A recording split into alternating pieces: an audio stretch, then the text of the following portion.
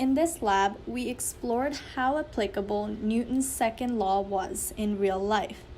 To do so, we had to roll an object and capture its motion, which was analyzed with Tracker.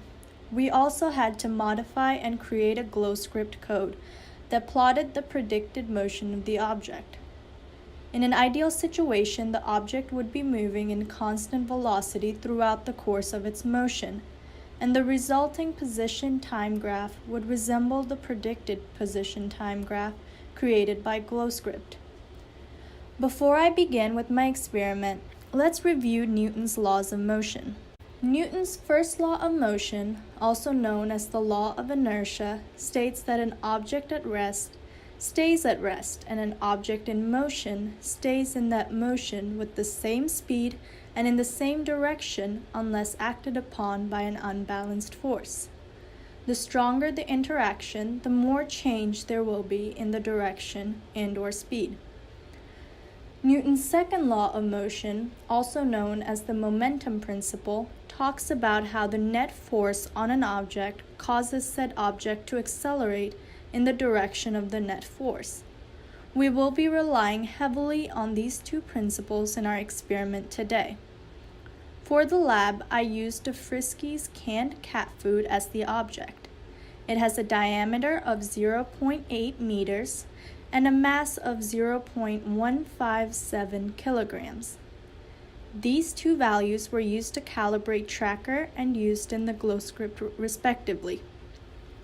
I rolled a can on the parking lot outside my apartment upon realizing that my kitchen floor was actually not as level as I had thought, which is demonstrated in this clip.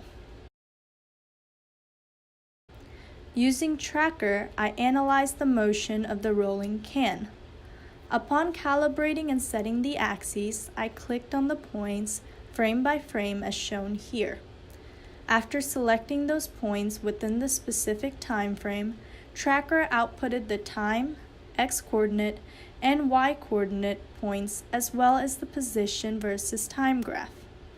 The graph's linear output demonstrated that the object was not accelerating, as acceleration would be shown by a curved line. This meant that the can was rolling at a relatively constant velocity. Using the values from the table, I updated the GlowScript code, changing the values of the object's initial position and velocity. The can's initial position was the x-coordinate when the time was 0 seconds. The object's velocity was determined by the change in velocity formula.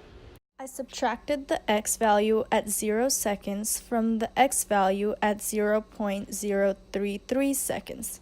Since my time increment was 0.033 seconds, I essentially subtracted the first point on the table from the second one. This velocity was used in the code. I also modified delta t to reflect my time increment and updated the momentum principle to reflect the formula. Once I ran the program, it outputted a linear function, similar to the one shown by Tracker. For a better comparison, I took both graphs' data and plotted them in Excel. It showed very similar graphs, with the red line representing the predicted motion following Newton's law as created by GlowScript, and the blue line representing the actual motion as analyzed by Tracker. The reason that the blue line is slightly higher is due to the fact that the starting x-coordinate of the can was not exactly at 0. However, looking at the trend line of both lines indicates that the can followed Newton's second law and maintained a constant velocity during the time interval. This means that no net forces were acting on the can during that time interval. I emphasize time intervals so much because if we were to observe the full motion of the can from start to finish, we would clearly see forces acting upon it. For example, the friction between the can and the rough road eventually slowed it down, which evidently shows the action of a net force.